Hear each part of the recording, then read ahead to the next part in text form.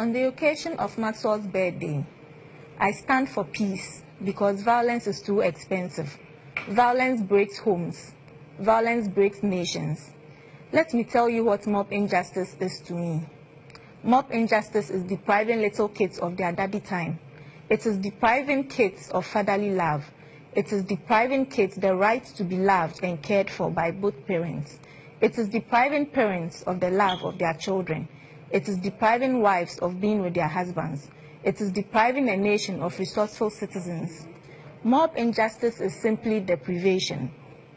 Mob injustice is also the violation of the human rights of people. They took away Maxwell's right to life, Article 3, freedom from torture, Article 5, right to fair public hearing, Article 10, although that may refer more to matters of the court. Right to be considered innocent until proven guilty, Article 11. Right to marriage and family, Article 16. I add this because he has been forcefully taken away, thereby destroying our marriage and family life. Today is filled with pain, memories of the past, and longing for the return of a dear husband, son, and father. Like all other days, the memories are flooding in, from waking up to pray for him at dawn, to making breakfast in the morning and singing a happy birthday song, to sending 1,000 messages in the day and planning where to leave a birthday gift. We all know the cruel circumstances under which we lost Maxwell, and this needs no repeating. Maxwell would have celebrated his 32nd birthday today. We celebrate him because of his many good qualities, including being a great patriot who sacrificed majority of his adult life to our dear country, Ghana. He served with so much love and dedication that even in his death, he teaches us the need to love one another, forgive one another, and give utmost respect to the rule of law.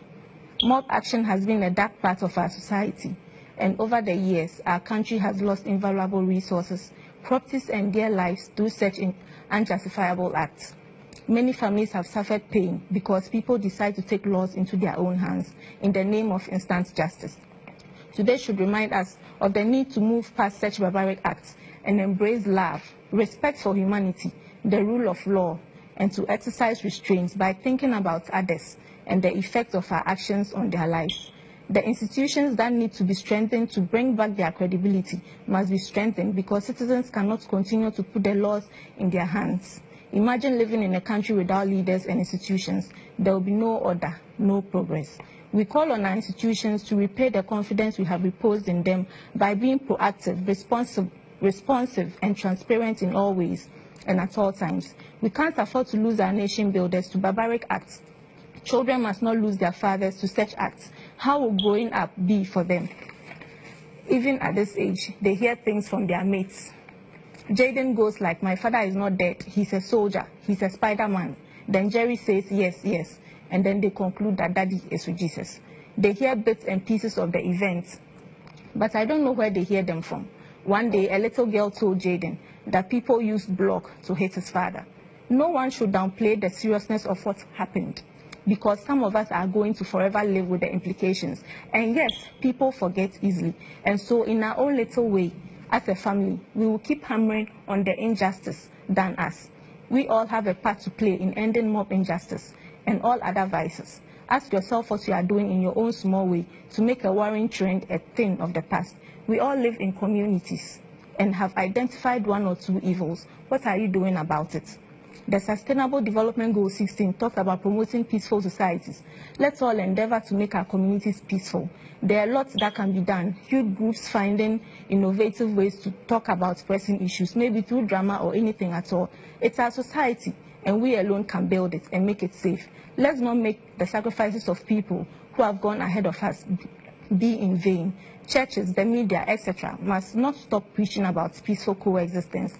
Happy birthday, Maxwell. May your memories live on to shape the future of our country for the best. Never again. Maxwell stood for strength, firmness, fairness, and forging on. Just don't give up. Make lemonades out of lemons. I want to use this opportunity to thank the whole nation for standing by my family and showing us love. We are really, really grateful. God bless you all.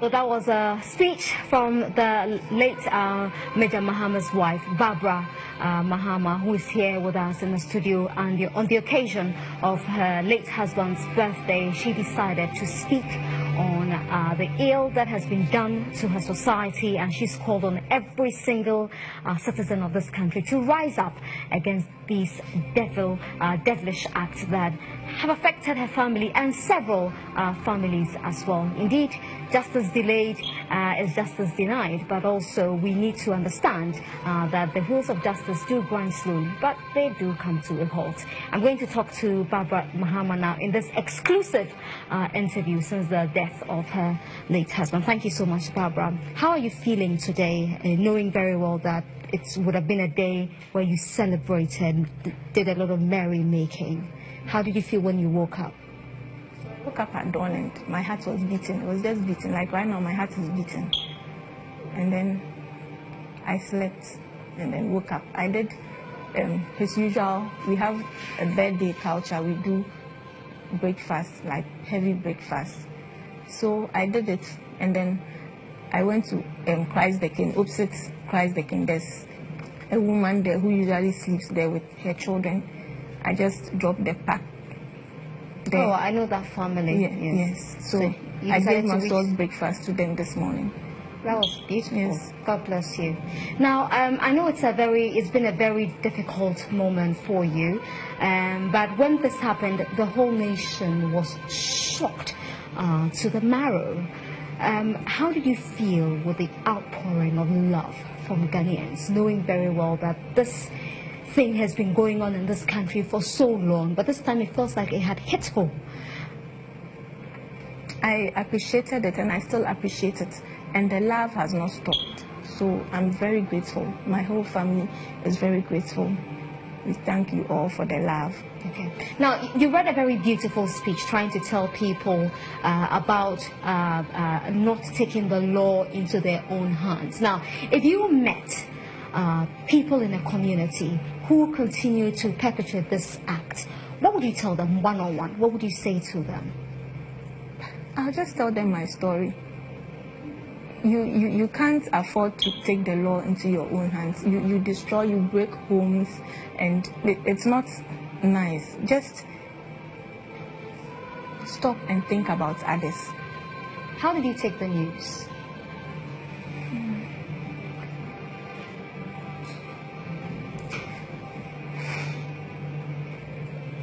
What should I say? It's unbelievable. Because when you are with someone, you think you'll be with the person forever. And then one day you wake up and the person is not there. It just teaches you how life is. It's very fleeting. Today you are here, tomorrow you are not.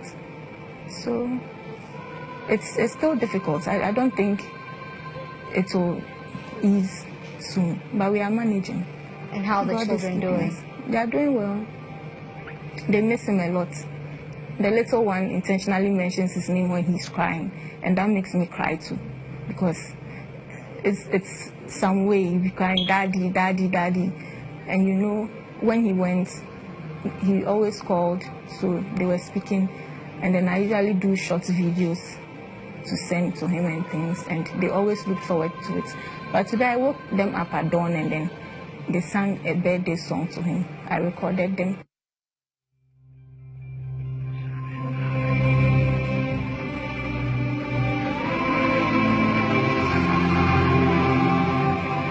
I'm here with Barbara Mahama. She's the wife of the late Major Maxwell Mahama. And Barbara, you were telling me about how you got the news of the death of your late husband. So the military broke the news to me. I didn't hear of it on social media, but I was getting funny messages. Hey, is what I'm hearing true? Is what I'm hearing true? And I think we being in the social media age, we should exercise restraint when you hear of something bad. Maybe I have a few friends who did not send any messages, did not call or anything. The messages I was getting was a bit off because I hadn't heard from him for a long time. So me myself, I was feeling some way that, oh, is everything okay? And then I start getting, is what I'm hearing true? Tell me it's a lie. And it can kill. So I think we should all So you exercise. felt a lot of anxiety. Yes, Yeah. yes. Yeah. And then the military came over and broke the news. No, they didn't. They broke the news to me on Tuesday. Okay. Yes. But on Monday, did you have any idea of what had happened to him? No. I knew. I didn't hear from him. But in the evening, the military came around and then they said he was involved in an accident and he's in a critical condition. It was just to manage the whole situation, which I appreciate that a lot. And then on Tuesday, they broke the news. But we are humans. You always have a feeling, yes. So I couldn't sleep. My pastor was with me in the room. We prayed that night. And I couldn't just sleep. My heart was, I was doing, I was just, I wake up and then I do, like, it was serious. And then you saw the pictures. I saw the pictures maybe Wednesday. Also, I avoided social media. I wasn't on social media, so I didn't see any. Hopefully nobody sent it to you on WhatsApp. No. Okay. Okay.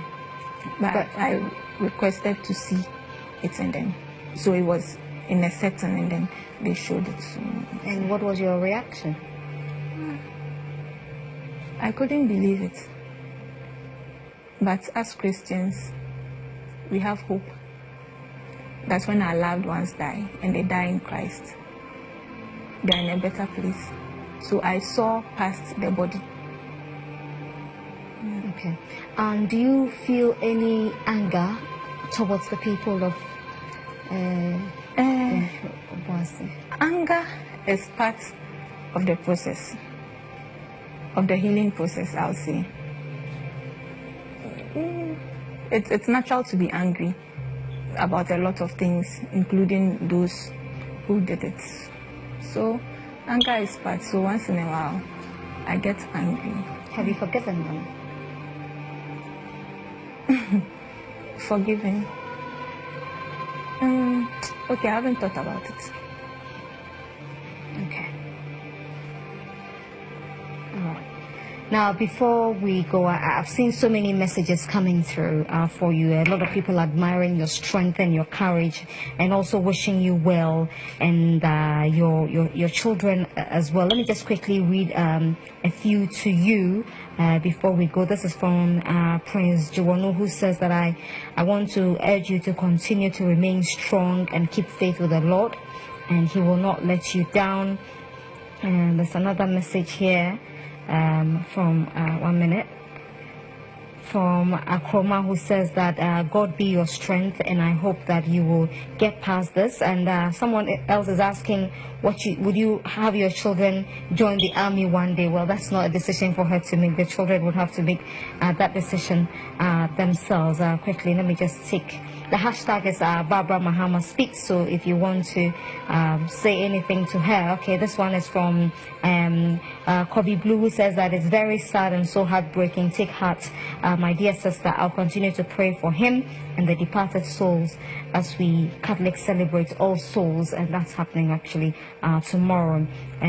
So Erin says that please make sure that she doesn't cry. Well, she's a very strong woman. Very, very strong. But that's a few of the messages we have received from people to you. And you are back, working, right? You're fine now. Not very fine, yes. But at least you have people around you. Yes. How is Maxwell's mother doing? She's fine. It's not easy for her. They were very close.